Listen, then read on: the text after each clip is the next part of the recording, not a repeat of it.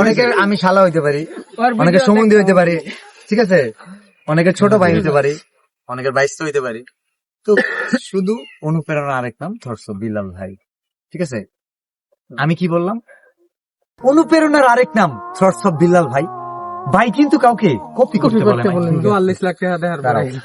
আমাকে কি এই ডায়লগ যদি আমি দিতাম তাহলে আমি অনেক আগে দিতে পারতাম, ক্যামেরা থাকলে ধরেন, সমস্যা নেই। এই ডায়লগটা আমাকে তো কপি অনেকদিন ধরে করে, আমার কাছে মনে হয় না তারা নিজে ভোকাল দিতেছে, নিজে একটা ব্যাকগ্রাউন্ড ধরতেছে, আমার জাস্ট কথাগুলো নিচ্ছে।